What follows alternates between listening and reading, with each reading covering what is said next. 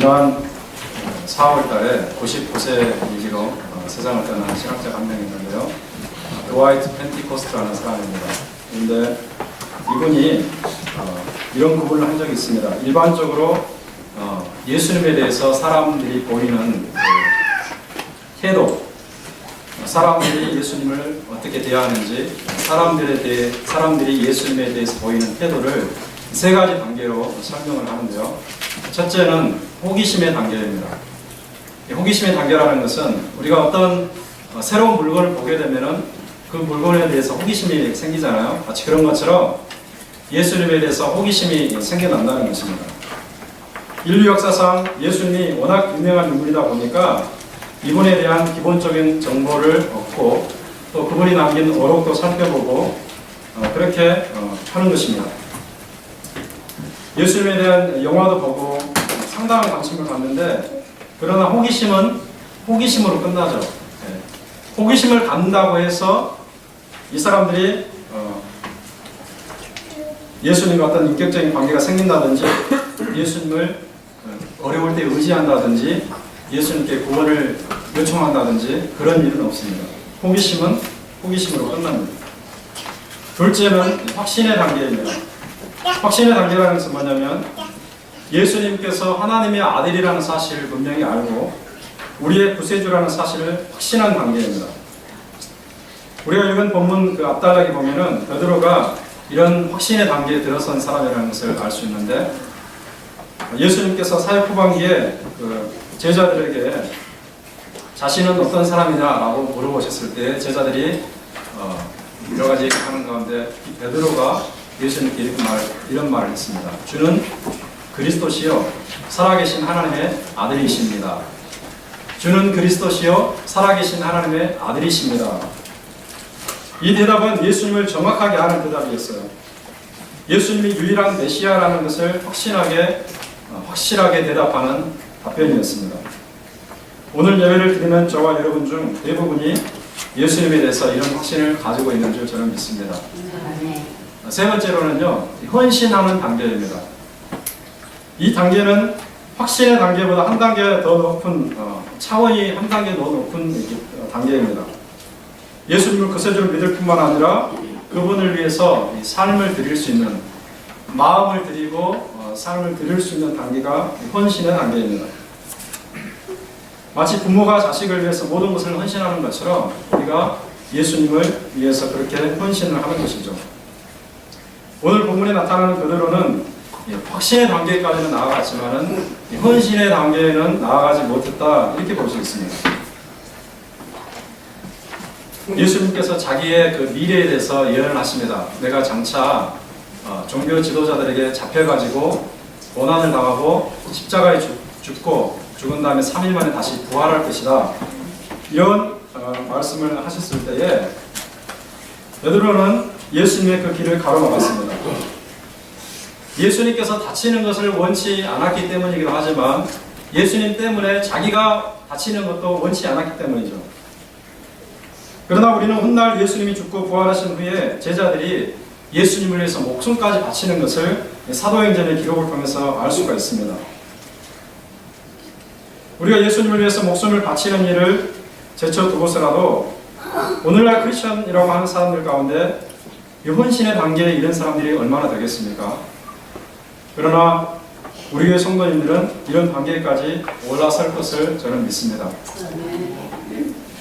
이렇게 예수님을 바라보는 세 가지 단계와 별도로 제가 예수님을 보는 시각을 제 나름대로 또 세 가지를 정리를 해봤는데요. 이렇게 말할 수 있습니다. 첫째로, 어떤 사람들은 예수님을 내가 본받고 싶은 도덕교사, 성현으로 보는 경우가 있습니다. 내가 본받기를 원하는 도덕교사, 도덕선생님, 성현으로 보는 경우가 있습니다. 일반적으로 보게 되면 예수님을 싫어하는 사람들도 일부 있긴 있습니다. 그러나 많은 사람들이 예수님을 좋아하는 것 같습니다. 존경하고 예수님을 좋아합니다. 심지어 기독교를 싫어하는 사람들, 교회에 대해서 반감을 가지고 있는 사람들조차도 예수님에 대해서는 좋은 감정을 가지고 있습니다. 기독교를 창립한, 교회를 만드신 예수님에 대해서는 아주 좋은 감정을 가지고 있습니다. 존경하는 경우가 많이 있습니다. 왜 존경을 하는가? 여러 가지 이유가 있는데요. 예수님께서 병자를 치유하셨잖아요. 그리고 죄인들도 사랑해 주셨고 용서해 주셨어요. 그리고 상당히 차원 높은 윤리, 그 어느 누구도 상상할 수 있는 윤리를 가르치시고 그렇게 살았습니다. 이런 일들은 보통 사람들이 하기 어려운 일들이죠. 사람들은 보통 자기가 하기 어려운 일을 하는 사람, 그것도 아주 선한 일을 하는 사람에 대해서는 깊은 존경심을 보이는 경향이 있습니다. 오늘날도 마찬가지잖아요. 인도의 그 캘커타에서 일평생을 보낸 그 인도의 성녀라고 불리는 사람이 있죠. 테레사 수녀. 테레사 수녀를 많은 사람들이 존경을 합니다. 그런데 예수님을 위대한 도덕교사로 존경하긴 하지만 그분을 신앙의 대상으로 삼지는 않습니다. 도덕교사로 보고 성현으로 떠받들긴 하지만은 신앙의 대상으로 삼지 않는다는 것입니다. 그분이 우리 인류를 죄와 사망에서 건져주시는 분으로 믿지는 못합니다. 아무리 예수님을 깊이 존경한다 할지라도 예수님을 제대로 아는 것이 아니죠. 예수님을 제대로 아는 것이 아닙니다. 예수님을 제대로 알지 못하니 그분을 통한 구원도 희망하지 않는 것입니다. 우리 교회 가운데는 이런 분들이 저는 한 번도 없다고 봅니다. 둘째는 그런가 하면은 예수님을 어떻게 보는가? 예수님을 문제의 해결자로만 보는 사람들이 있습니다. 문제를 해결해 주시는 해결사. 예수님을 구세주로 믿기는 믿어요. 그러니까 이 도덕교사로 보는 경우보다는 훨씬 더 나은 단계입니다. 예수님을 구세주로 믿기는 믿지만 그분을 통해서 이익만 얻고자 하는, 내 유익만 추구하고자 하는 그런 성향입니다. 여기에는 순종과 윤리와 제자도가 빠져 있습니다. 예수님에 대한 순종도 빠져 있고 예수님이 말씀하신 윤리도 빠져 있고 예수님께서 요구하신 제자도도 빠져 있습니다. 이것은 불행하게도요, 특히 우리 한국 기독교와 깊은 관련이 있습니다. 여러분 잘 아시는 것처럼 복음은 1880년대에 처음 들어왔습니다. 1884년에 들어와서 지금 140년 정도 이렇게 된 것 같은데 세계 기독교 역사상 유례가 없는 발전을 우리 한국에서 보았습니다. 특별히 언제 많이 발달했냐면은 1960년대부터 80년대까지 그때가 한국의 기독교가 비약적으로 발달한 시기였는데 그 숫자적인 발달이죠. 그러니까 쉽게 말하면 숫자적으로 폭발적으로 부흥했는데 그 숫자적인 부흥에 영향을 미친 것이 무엇일까? 이런 사회학자들도 연구를 해보고 목회자들도 연구를 해봤는데 대부분이 동의하는 것이 이것입니다. 그 당시 우리나라는 경제적으로 많이 힘들었죠. 네, 그리고 질병을 가진 사람들이 병원에서 치료받을 수 있는 그런 기회도 많이 없었습니다. 그래서 문제를 가지고 있는 사람들, 질병이 있고 경제적으로 어려움이 있고 이 문제를 가지고 있는 사람들이 예수님을 통해서 이 문제를 해결할 수 있다는 복음을 듣게 된 것입니다. 예수 믿으면 병이 치유되고 예수 믿으면 가난에서 해방될 수 있고 예수 믿으면 성공할 수 있습니다. 이와 같은 메시지가 너무나 강했기 때문에 60년대부터 80년대까지 기독교에 들어온 사람들이 굉장히 많았습니다. 원래는 불교 국가였잖아요. 그런데 많은 사람들이 기독교로 옮겨왔습니다. 이러한 분위기 가운데서 크게 성장한 교회가 여의도 순복음교회 이렇게 말할 수가 있습니다. 그런데 문제는 예수님을 이처럼 문제 해결자로만 볼 뿐 그 이상으로는 생각하고 싶지 않다는 사실이에요. 오늘날 미국에서 이러한 경향이 두 가지 방향으로 나타나고 있는데요. 이것은 미국에서만 나타나는 것은 아니고 교회가 있는 곳이면 다 마찬가지입니다. 첫째는 은사주의 운동이라고 볼 수 있고 둘째는 번영신학이라고 할 수 있습니다. 은사주의 운동과 번영신학입니다. 은사주의 운동이라는 게 뭔가 도대체? 이것은요, 여러분이 잘 아시는 겁니다. 이 강력한 카리스마를 가진 목사님이 사람들에게 성령을 받게 하고 사람들을 치유하는 그런 운동입니다. 사람들을 쓰러뜨리고 뒹굴게 하고 빈명을 지르게 하고 웃게 하고 또 병을 치유하는 여러분들이 많이 보셨을 것입니다. 또 한국 사람들이 많이 선호하는 그런 현상인데 미국의 베니 힌이라는 목사가 유명하고요. 한국에는 요즘에 신사운동이라고 해가지고 그런 분들이 많이 있죠. 손기철 장로님도 그런 분 중에 한 분입니다. 그런데 이러한 운동에서 해결했다고 하는 문제의 약 95% 이상이 전부 다 거짓이라는 것이 밝혀졌습니다. 제가 존 메가더 목사님의 굉장히 두꺼운 책을 한번 읽은 적이 있는데 제목이 다른 불, 원제는 스트레인지 파이어인데 그 책을 제가 꼼꼼히 이렇게 주의 깊게 읽었는데 거기에 보면은 이와 같은 그 현상의 그 비리들, 거짓이 낱낱이 드러나 있습니다. 은사주의 운동에 따르면은 어떤 오해가 있냐면요, 병이 치유되지 못하고 그 다음에 방언 은사들을 받지 못한 사람은 하나님께 진정한 도움을 받은 사람이 아니라는 결론이 되게 됩니다. 병이 있었는데 치유가 안 됐다, 방언 은사를 못 받았다, 예언 은사를 못 받았다, 그러면은 그 사람은 심지어 교회를 다닌다 할지라도 하나님께 복 받은 사람이 아니라는 그런 잘못된 오해가 생기게 됩니다. 그래서 방언 은사를 받은 사람, 그런 사람에 대해서 이렇게 열등감을 느끼게 되는 경향이 있는 것이죠. 번영신학의 대표자를 우리는 로버트 슐러 목사나 조엘 오스틴 목사가 볼 수 있습니다. 과거에는 로버트 슐러가 유명했고 오늘날에는 조엘 오스틴이 유명하죠. 이 사람들 다 한 계열입니다. 이들에게 있어서 예수님은 어떤 분인가? 예수님은 인류를 죄와 사망에서 건져내는 구세주가 아닙니다. 이들에게 있어서 예수님은 우리에게 성공을 가져다주고 우리를 세계 최고의 부자로 만들어주고 또 우리가 요술램프의 요정처럼 우리가 원하는 것을 들어주는 그런 대상이에요. 우리가 부려먹을 수 있는 대상입니다. 예수님은 한마디로 말해서 우리를 실현하는, 자아를 실현하는 도구로 전락했습니다. 이런 사람에게 있어서 우리 인간은 누구인가? 회개해야 될 죄인이 아닙니다. 이들에게 있어서 인간은 그 안에 신성이 있는, 그래서 미래를 향한 무한한 가능성을 가진 존재입니다. 그렇기 때문에 우리 예수님을 믿으면서도 크게 성공하지 못한다든지 어떤 번영을 이루어내지 못하면 이 사람은 하나님께 복을 받은 사람이 못 된다. 저희들처럼 평범하게 살아가면 하나님께 복을 받지 못한다는 비난을 받고 마는 것입니다. 사람의 본성 속에는 건강하고 싶은 욕구가 있죠. 건강해지고 싶은 욕구가 당연히 있습니다. 성공하고 싶은 욕구도 있고요, 행복해지고 싶은 욕구도 있고, 이런 욕구가 있습니다. 이런 욕구 자체가 잘못이 아닙니다. 이러한 것을 추구하는 자체가 잘못이 아닙니다. 이러한 욕구를 통해서 세상은 이루어지게 되어 있고 세상은 발전해 가기 때문에 그런 것 자체가 잘못이 아닙니다. 그러나 예수님을 오로지 그런 문제만을 해결해 주는 사람으로 보는 것 자체가 문제가 되는 거예요. 예수님 그 이상인데 그렇게만 제한을 시키는 것입니다. 우리 교회 가운데는 이런 분이 저는 안 계시리라고 믿습니다. 세 번째는 어떤 경우가 있냐면요, 어떤 사람들은 예수님을 생각할 때 내 삶을 다 바쳐도 아깝지 않을 뿐이다, 이렇게 생각하는 분이 있습니다. 왜 그러한가? 예수님께 받은 구원이 너무나 생생하고 예수님께 구원받은 그 구원의 감격이 너무나 강렬하고 예수님이 나의 삶을 변화시켰다는 그 엄청난 충격 때문에 그런 것입니다.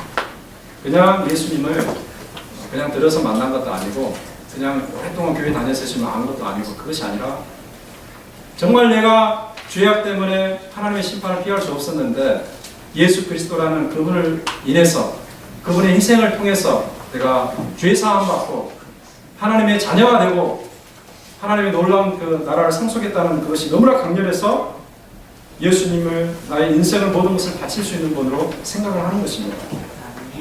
이것이 바로 성경적인 신앙이고 하나님께서 원하시는 바른 신앙입니다.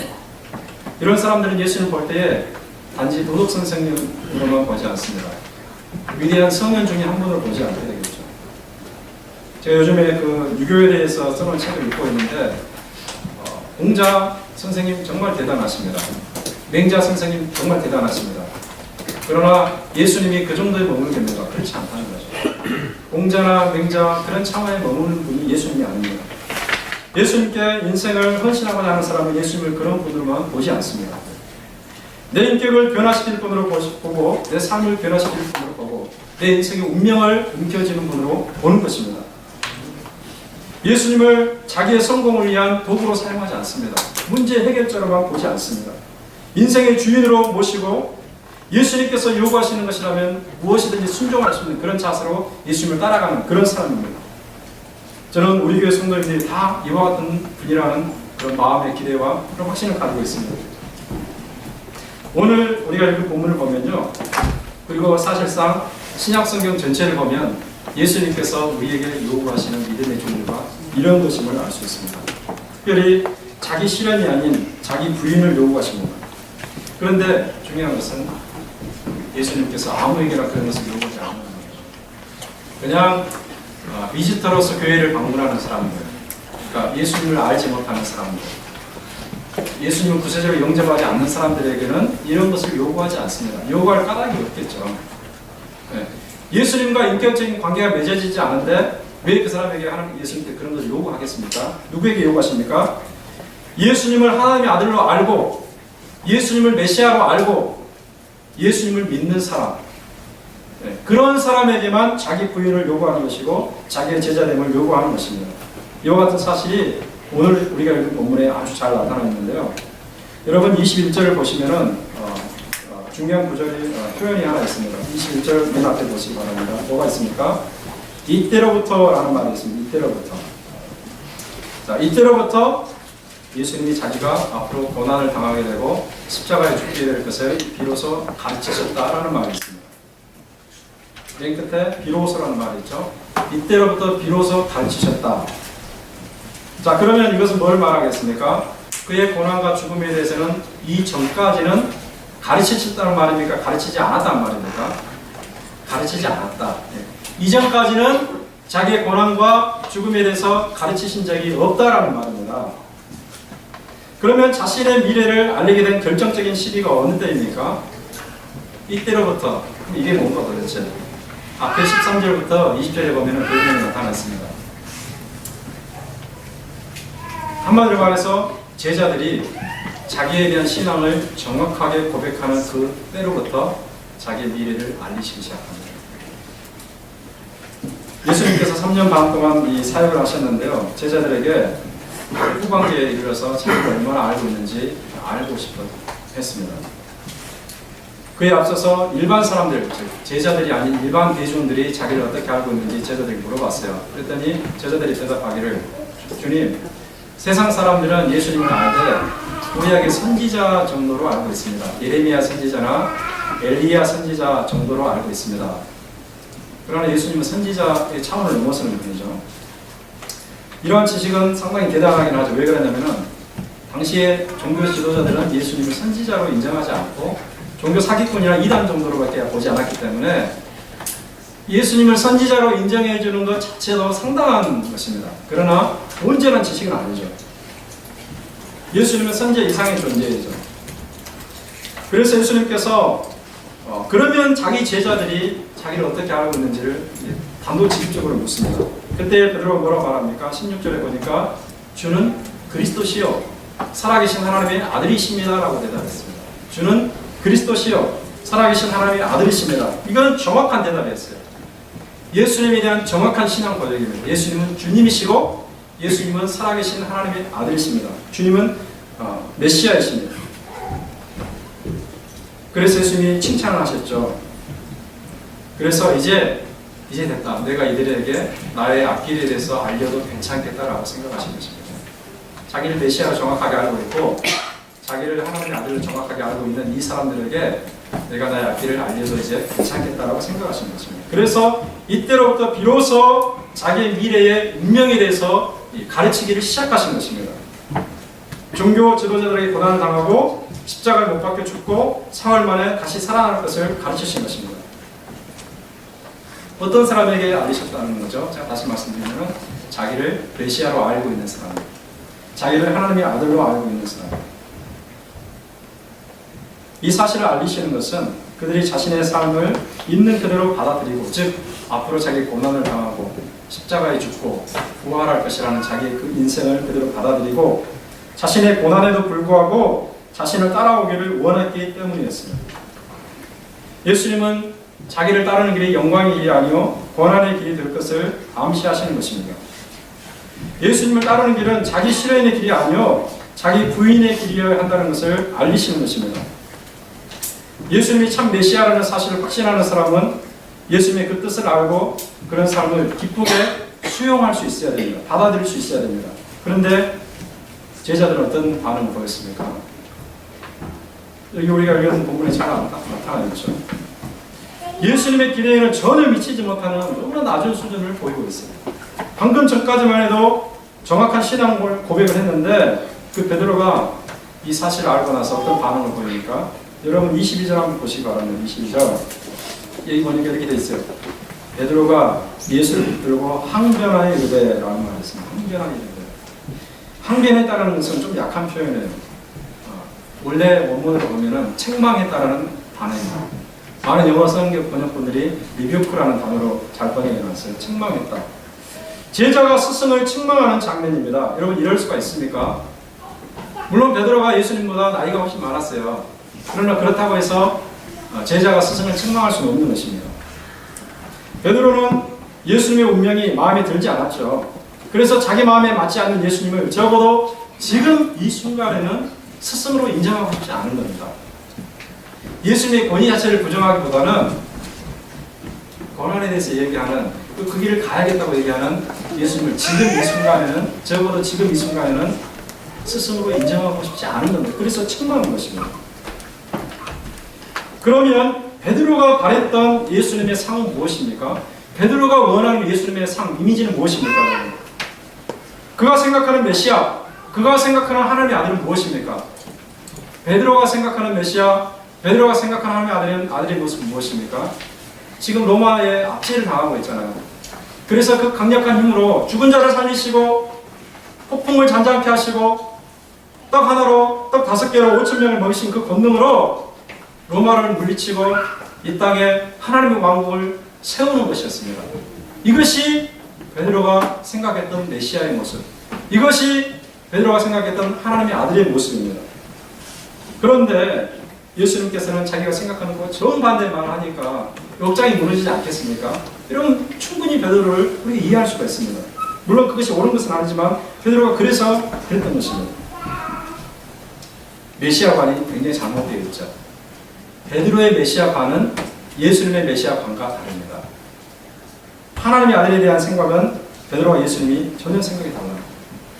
오늘날도 다른 것 같지 않습니다. 제가 위에서 말씀드린 것처럼 어떤 사람들은 메시아 예수님을 어떤 분으로 생각하는가? 메시아 예수님은 우리를 이 땅에서 성공하게 만들 것. 메시아 예수님은 우리를 이 땅에서, 이 세상에서 군림하는 존재로 만들어주기를 원합니다. 메시아 예수님은 나 자신을 실현하는데 없어서는 안 될 귀한 수단으로 생각합니다. 메시아 예수님이 바로 그런 분이 되는 것입니다. 메시아 예수님은 이 땅을 나의 천국으로 만들어 주실 분이라고 믿는 것입니다. 그런데 이런 확신은 성경이 가르치는 말씀이 아닙니다. 비성경적인 확신입니다. 예수님은 그런 자세로 자기 앞길을 가로막을 베드로를 책망하시죠. 어떤 표현을 씁니까? 심지어 사탄이라는 말을 쓰죠. 정말 충격적인 말입니다. 사탄아 내 뒤로 물러가라. 무섭게 책망하시는 것입니다.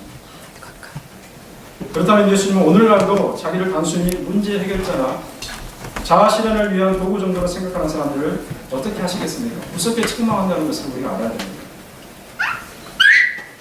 예수님께서 무려 3년 동안이나 베드로를 정확하게 제대로 교육했다고 생각했는데 그런 어처구니 없는 대답을 듣고 보니 예수님이 얼마나 가슴이 무너지겠습니까? 얼마나 실망하셨겠습니까?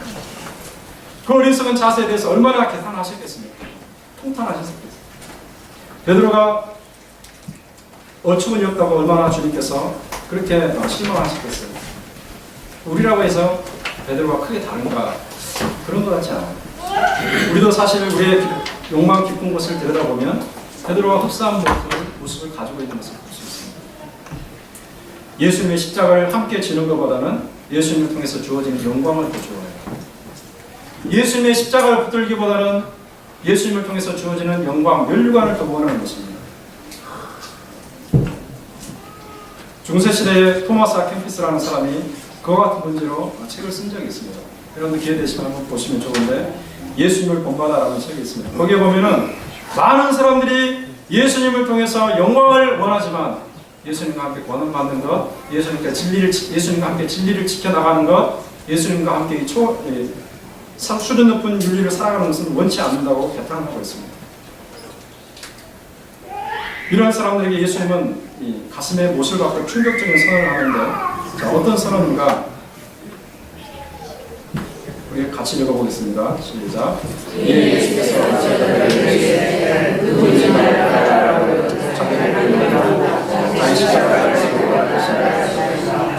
누구든지 제 목숨을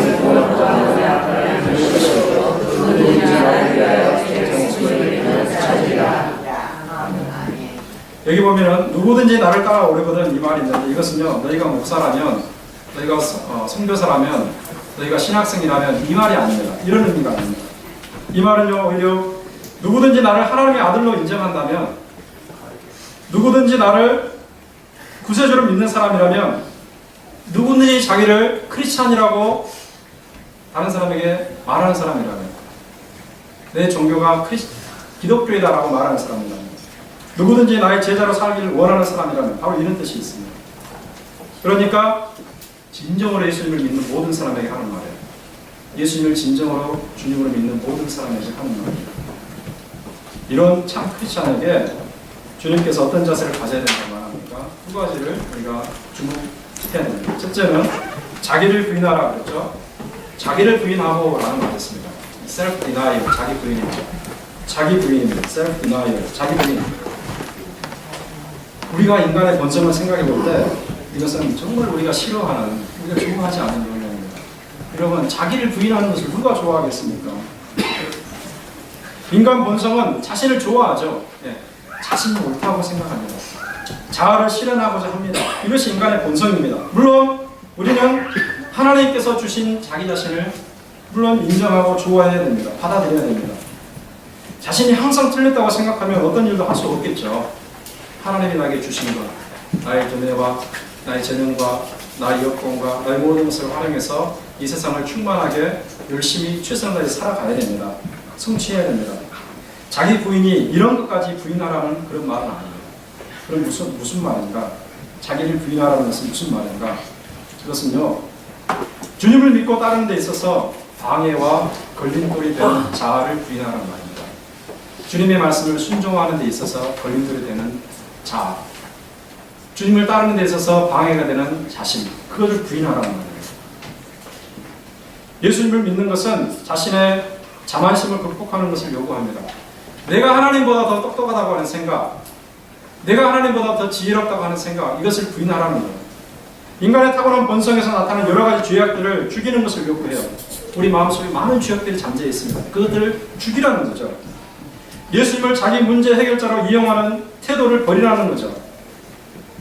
예수님은 그런 분이 아니라는 거죠. 자기에게서 변화되기 이전의 본성이 아닌 거듭난 변화된 모습으로 살아가는 거예요. 예수님을 믿는 것 때문에 우리는 좋은 점도 많이 있어요. 사실은 예수님 믿으면 좋은 점이 많이 있습니다. 이건 말로 다 표현하기 힘든 정말 많은 것들이 있습니다. 그런데 그와 더불어서 동시에 예수님을 믿는 것 때문에 어려움이 있을 수도 있습니다. 여러분. 성경이 가르침이고 우리의 경험이기도 합니다. 예수님을 너무나 잘 믿으면 주변 사람들이 시기와 질투의 대상이 될 수도 있습니다. 그리고 이 이슬람교나 공산주의가 있는 곳에서 예수님을 믿는다면 미움과 박해와 죽음까지 당할 수도 있겠죠. 이것이 현실입니다. 예수님 때문에 이익은커녕 손해를 당해야 되는 때도 있어요. 그리고 예수님께서 원하시는 그 성숙한 인격에 도달하기 위해서 자존심을 꾹꾹 눌러서 참아야 될 때도 있어요. 자기 감정과 자기 분노를 참아야 될 때도 있고 버려야 될 때도 있습니다. 설령 이런 일이 있다 할지라도, 다시 말해서 예수님을 믿는 것 때문에 어려움이 있다 할지라도 예수님을 따르고 싶지 않은 자아를 적극적으로 부인해야 돼요. 자기를 부인해야 돼요. 자기를 미워해야 됩니다. 예수님께서 누가복음 14장에서 이렇게까지 말씀하시는데 같이 읽어보겠습니다. 시작. 물론 너희는 제가 자기 부모와 제자와 형제와 자매와 너희 자기 부친까지 인도하지만 흑인의 제자가 되지 못하고 누구든지 자기 십자가를 지고 나를 따르지 않는 자도 흑인의 제자가 되지 못하다. 이 말씀은 상당한 오해를 불러일으키는 말씀입니다. 그래서 제가 설명이 필요해요. 여기 보면은 예수님께서 인륜을 저버리는, 필륜을 조장하는 분으로 생각이 됩니다. 미워하라고 그러는 겁니다. 그러나 이것은요, 부모, 형제, 처자, 형제자매를 감정적으로 미워하라는 의미가 아닙니다. 생각을 해보세요. 예수님은 삼위일체 하나님으로서 우리 인간에게 무엇을 주셨습니까? 십계명을 주셨죠. 근데 십계명 중에 하나가 무엇인지를 아십니까? 내 부모를 공경하라는 것이 있습니다. 내 부모를 공경하라. 그런 율법을 주신 분입니다. 그리고 그분이 젊은 나이에 돌아가셨잖아요. 그래서 자기 어머님을, 과부가 된 어머님을 모시지 못하는 그런 상황에 처했을 때 예수님께서 어떻게 하신지 아십니까? 자기 제자 요한에게 자기 어머니를 대신 봉양해 줄 것을 부탁을 해놨습니다. 자, 그렇다면 예수님은 인류를 저버리는 그런 폐륜적인 분이 아님을 알 수 있습니다. 예수님의 마음은 우리 인간이 부모를 공경하고 형제를 사랑하는 것임을 알 수가 있어요. 내 이웃을 내 몸처럼 사랑하라고 했잖아요. 그렇다면 이 말씀은 뭔가 조금 다른 의미가 있다는 것을 우리가 금방 알 수가 있습니다. 이것은 우리가 이런 사람들을 감정적으로 미워하라는 말이 아닙니다. 이것은 무엇인가? 미움이라는 표현을 내기 위해서 상대성을 포함하고 있습니다. 상대성을 포함하고 있습니다. 다시 말해서 예수님을 따르는 것과 부모, 형제, 처자의 자신을 놓고서 어떤 것이 더 우선순위가 되어야 하는가, 이것을 말하겠습니다. 우선순위의 문제입니다. 예수님을 따르기 위해서 그들을 감정적으로 미워하라는 말이 아니라 그렇게 할 수가 없죠. 그들보다는, 그리고 자신의 삶보다는 예수님께 순종하는 것, 예수님을 따르는 것이 우선순위가 되어야 된다는 것을 말하는 것입니다. 예수님을 따르고 순종하는 것이 무엇보다 앞서야 된다는 것을 말합니다. 더 쉽게 제가 표현을 해보면 이렇게 말할 수 있겠죠. 이제 날씨가 좋은 주일날이 다가왔습니다. 배우자가 오늘은 너무 날씨가 좋으니까 산에 가서 조금 휴식을 취하자. 오늘은 예배 잊어버리고 하나님 만난 거 잊어버리고 좋은 데 가서 좀 쉬고 오자. 이렇게 말할 때에 이때 배우자의 말을 들을 것이 아니라 주님께 예배드리는 것을 선택하라는 말입니다. 이것이 나를 따라오려거든 형제, 부모, 자식까지 미워해야 된다. 그런 말이에요. 그들 감정적으로 미워하라는 말이 아니에요. 부모님께 사기를 친 사람이 있어요. 제가 과거에 신앙생활 할 때 그분이 60이 넘었는데 30년 전에 있었던 일을 아직까지도 마음 품고서 부모님의 원수를 미워하고 계시더라고요. 제가 그분의 교구를 지도할 때 그분에게 상담 받았는데 제가 좀 도와주라고 했어요. 그런 적이 있었는데 부모님께 사기를 친 사람이 있는데 부모님을 위해서 그를 복수하기를 택하기보다는 부모님을 사랑하는 마음에서 그 사람을 복수하기를 택하기보다는 예수님의 말씀대로 그를 용서하는 것을 택해야 된다는 말이에요. 예수님을 따르는 자의 입장이 그러해야 된다는 것을 말하는 것입니다. 이 말씀을 들으면 우리는 예수님이 너무 무거운 말씀을 하신다, 정말 우리가 지키기 힘든 말씀을 하신다라고 생각할 수도 있습니다. 그러나 예수님은 불가능한 것을 요구하는 분이 아닙니다. 우리가 예수님의 제자로서 우리 자신에 대해서 철저히 죽고 예수님께 우리의 마음을 맡기면 우리가 능히 할 수 있는 일입니다. 뭐가 어렵습니까? 문제는 뭔가 우리 자아가 여전히 죽지 않고 여전히 살아있다는 것이 문제거든요. 자아가 살아있는 것입니다. 자존심이 살아있는 것입니다. 자아가 살아있으니 우리 안에서 예수님이 살기 어려운 것입니다. 예수님이 우리 안에서 살아나기가 어려운 것이에요.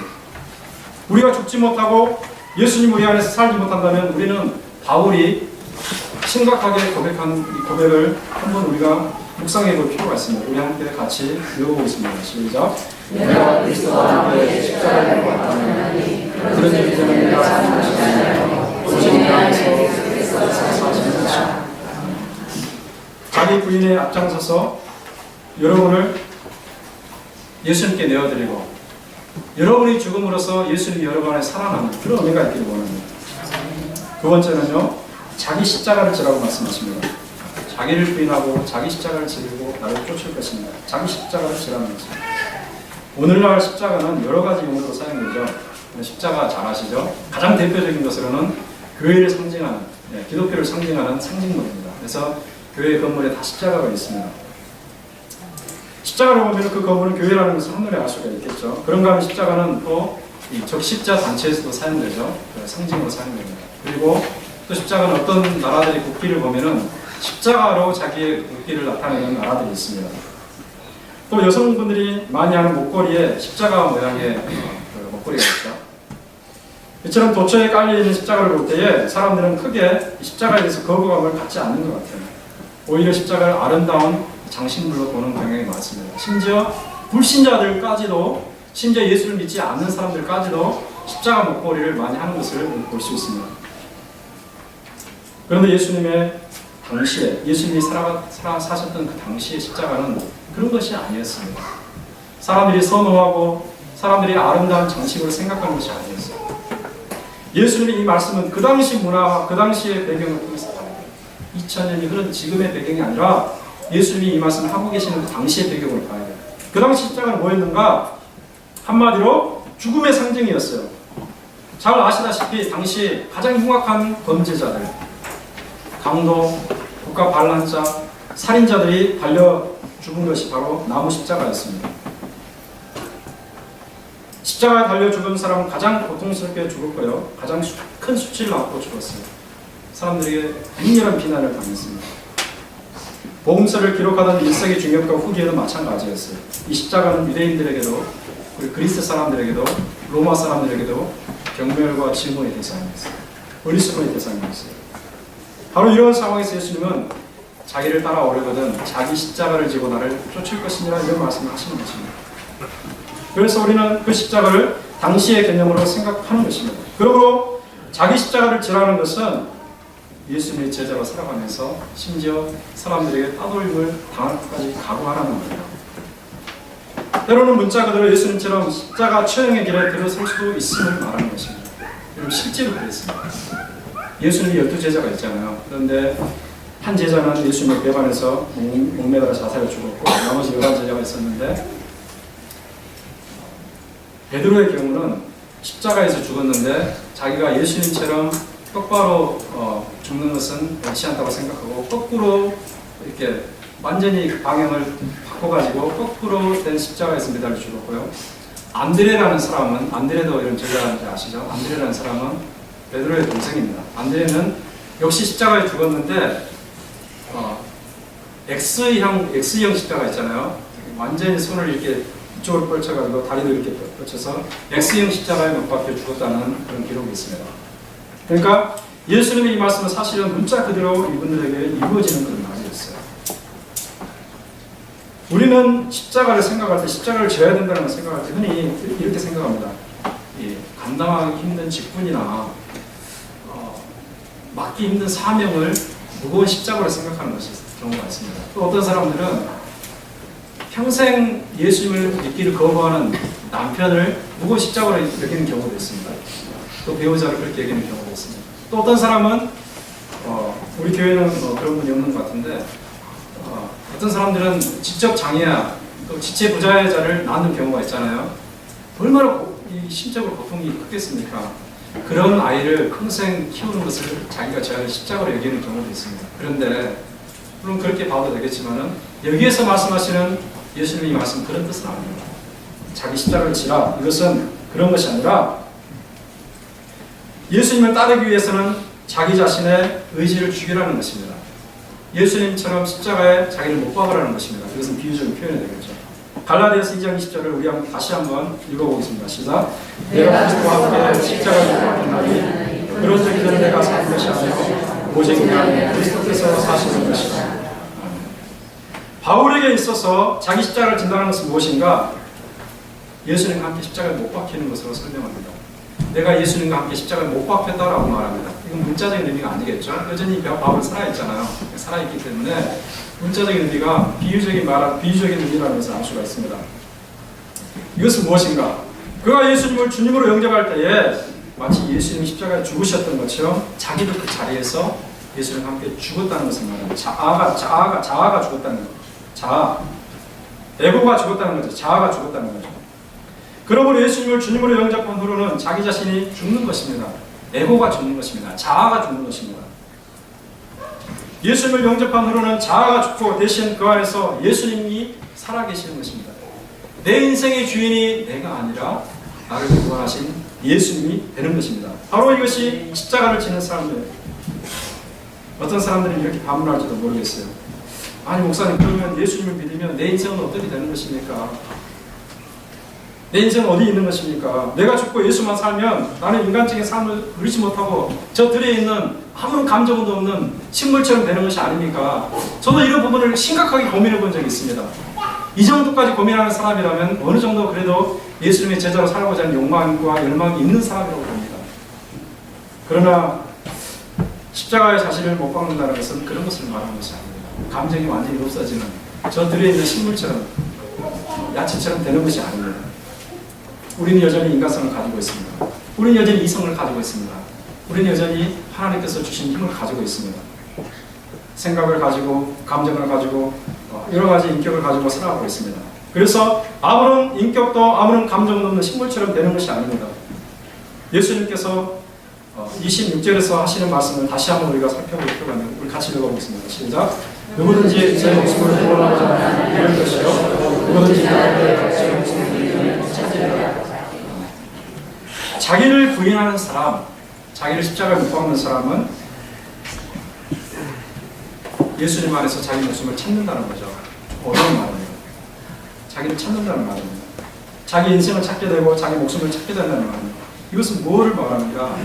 우리가 성경적으로 두 가지 예를 포함한다고 보는데요.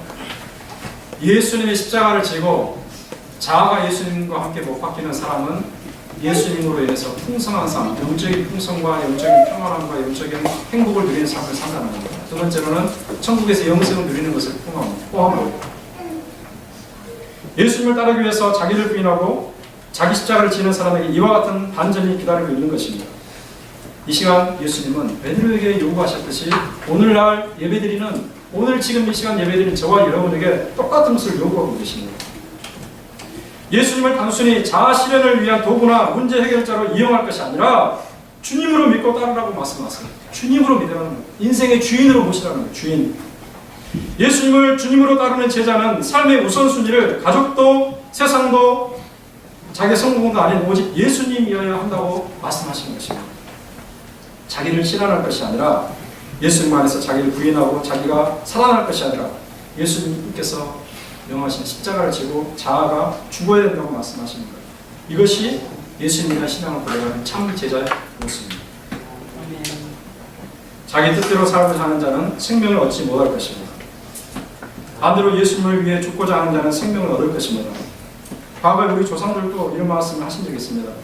우리가 다 존경하는 이순신 장로도 그런 말씀을 하신 적이 있습니다. 살고자 하는 자는 죽을 것이요 죽고자 하는 자는 살 것이라 말했습니다. 자아가 살아나면 예수님이 살 수 없고 자아가 죽어야 예수님이 내 안에서 사는 수가 있습니다. 바로 이런 사람이 예수님을 진정으로 따르는 예수님의 진정한 제자인 것입니다. 여러분 중에 혹시 나는 도저히 예수님의 제자가 될 수 없습니다 라고 생각하는 분이 계십니까? 예수님의 제자가 될 수 있습니다. 예수님의 제자가 될 수 있습니다. 여러분이 만약 예수님은 그리스도시요 메시아이시요 살아계신 하나님의 아들이라고 고백할 수 있다면 예수님 여러분의 주인이고 예수님께서 원하시는 제자의 삶을 살아갈 수가 있습니다. 그리고 그 제자에게 약속하신 생명의 풍성함, 인생의 진정한 행복을 얻을 수가 있습니다. 예수님 안에서 참 생명, 영원한 생명을 얻을 수가 있습니다. 이와 같은 은혜가 저와 여러분에게 임하기를 주님의 이름으로 축원합니다.